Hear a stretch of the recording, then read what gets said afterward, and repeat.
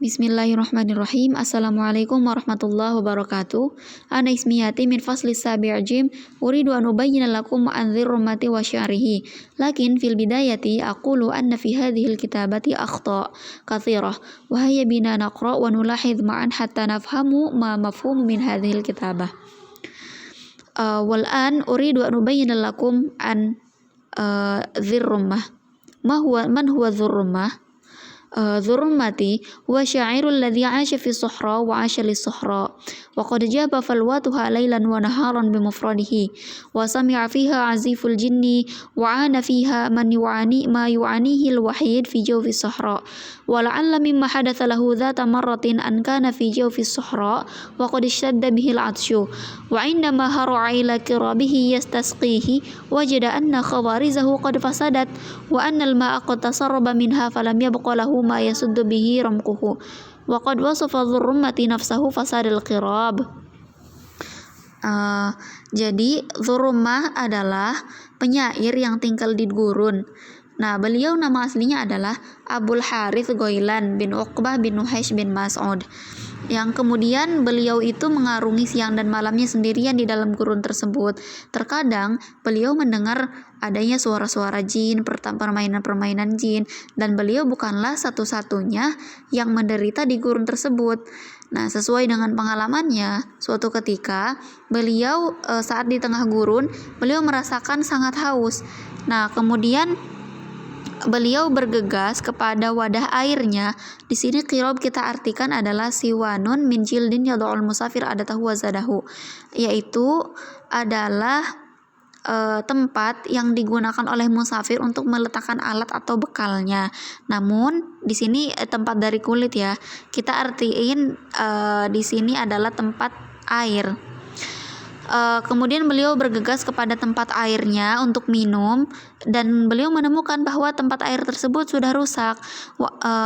Setelah itu airnya itu bocor dan merembes dan tidak tersisa darinya sampai-sampai beliau itu mensifati dirinya sendiri dengan mengatakan orang yang rusak wadah airnya dalam bait tersebut. Wa fil baiti tali haitsu qala wa fi ghurfiyatin as'a khawarizuha mushalshalun dayyathu bainahal kutub.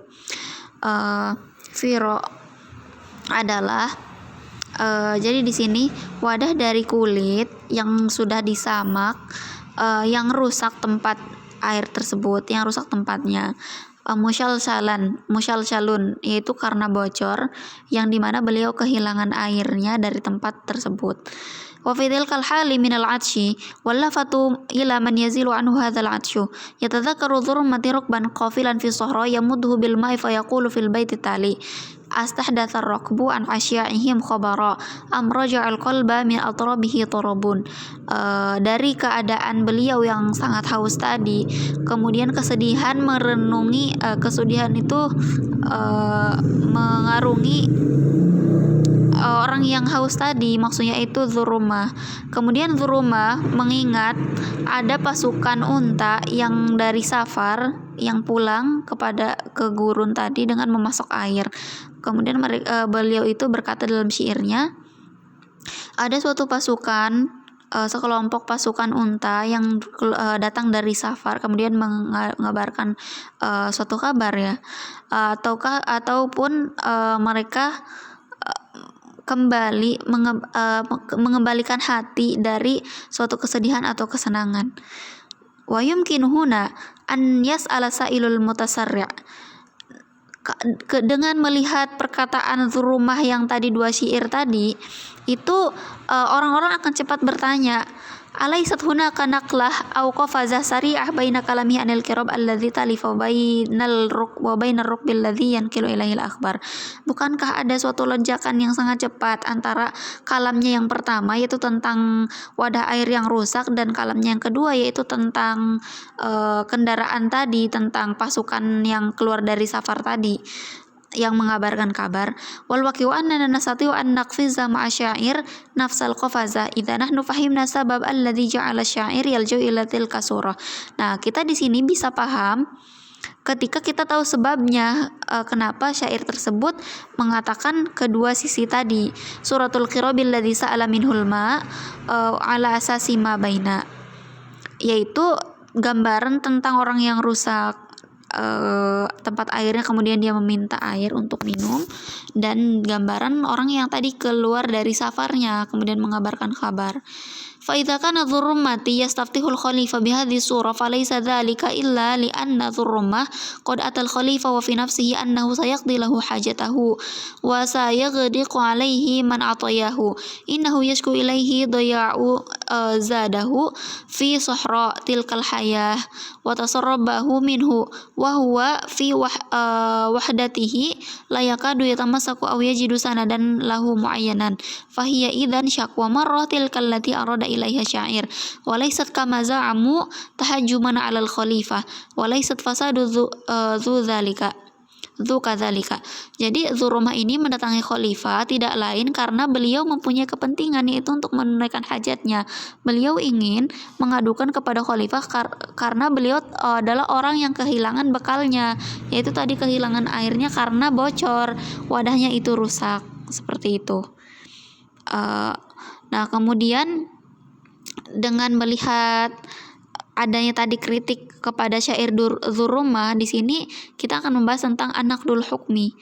Wa huwa kama qulna at-tabi'ul ghalibu 'ala an-naqdil qadim wa la gharabata fi dhalika li anna an-naqida kana yash'uru bi annahu qadin wa hukmin wa hukmin wa muhimmatul qadi tantahi daiman biisdaril hukmi wa absatu suratul hukmi hiya an yu'abbira an-naqid an ridahu 'anil amalil adabi aw nafurahu minhu fa yaqulu mathalan annahu jayyidun aw huwa radiun wa qad yaqulu annahu hasanun aw annahu qabihun.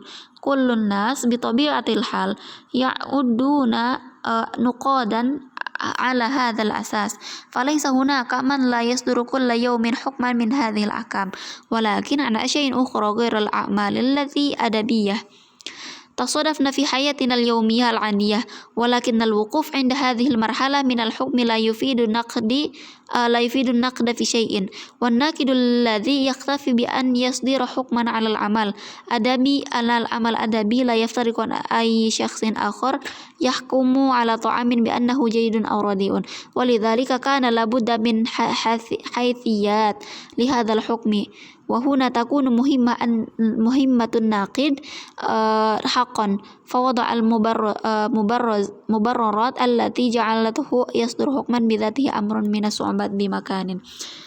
Maksudnya adalah seperti yang kita katakan tadi, bahwa karakter itu ini adalah karakter yang dominan dari seorang kritik lama. Tak heran karena kritikus merasa dirinya adalah seorang hakim, yang kemudian tugas hakim adalah selalu berakhir dengan memberikan penilaian. Bentuk yang paling sederhana adalah kritikus mengungkapkan kepuasannya terhadap karya sastra atau keengganannya, mengatakan itu baik atau buruk, mengatakan itu bagus atau jelek. Setiap orang tentu saja bisa dianggap kritikus atas dasar ini. Karena apa? Karena setiap hari itu pasti kita menemukan sesuatu untuk dinilai, baik itu nanti dinilai itu sebagai yang baik ataupun yang buruk. Tetapi ini untuk selain karya sastra, yaitu dalam kehidupan normal kita. Namun penilaian terhadap karya sastra tidak terlepas dari penilaian baik dan buruk. Juga perlu adanya alasan untuk mempertegas penilaian tersebut. Dan inilah tugas kritikus yang sebenarnya. Jadi mengutarakan justifikasi yang membuatnya mengeluarkan penilaian itu sendiri sangat sulit. Al-waqi'u anna hunaka qawanin yastanidu ilaiha an-naqidu fi hukmihi wa fi ta'lilihi li hadzal hukmi wa qad sanna hadhihi al-qawanin kibarun nuqad wa qad ishtaqauha min a'zamil a'mali al-adabiyyah allati antajaha al-abqariyat al-mubdi'ah wan nuqadu يعملون بمقتضاها ويتحركون في حدودها ويوجهون إليها الشعراء. وقد نشعر بشيء من النفور عندما نسمع عبارة القوانين النقدية، لأننا نحب في الناقد ألا يكون مجرد منفذ للقوانين التي تفرد من الخارج، كما لا نود أن نحس بطبيعة الجمود يدخل ميدان الفن الطليق. ولكن من قال أن قوانين النقد جامدة ونعمل أن يطبقها حرفية الواقع، وأنه لا مجال هناك مطلق للنفور أو الخوف إذا عرفنا أن في طبيعة هذه القوانين من المرونة ما يترك الفرصة واسعة أمام الناقد كيف yataharraku huwa syakhsiyatun wa yathbitu wujuduh. Maksudnya di sini adalah faktornya dalam suatu kritikan itu adanya aturan-aturan atau unsur-unsur yang menjadi andalan kritikus dalam memberikan penilaian dan penjelasannya tentang suatu karya sastra. Nah, aturan-aturan ini telah diberlakukan oleh kritikus hebat. Frase hukum moneter, karena kita suka kritikus yang tidak hanya menjadi pelaksana hukum yang dipaksakan dari luar saja, sama seperti kita tidak ingin merasakan karakter stagnasi memasuki bidang seni bebas. Namun siapa bilang kritik itu kaku dan tidak bisa diaplikasikan secara literal? Kenyataannya adalah sama sekali tidak. Banyak sekali ruang untuk mengungkapkan keengganan ataupun ketakutan ataupun keengganan kita terhadap karya sastra. Jika kita tahu bahwa hukum dan fleksibilitas ini memberikan kesempatan yang luas kepada seorang kritikus untuk secara pribadi bergerak dalam membuktikan keberadaannya. Dia bisa mengkritik apa yang menurut dia baik dan dia bisa mengkritik apa yang menurut dia itu buruk. Dia juga bisa mengatakan apa yang dia itu lihat indah, dan dia bisa katakan apa yang dia lihat tidak indah atau jelek. Nah, seperti itu. Itu adalah tugas-tugasnya seorang kritikus. Fayumkinu an yastamirra akhi fi al-mutakallim at-tali. Syukran katsiran. Wassalamualaikum warahmatullahi wabarakatuh.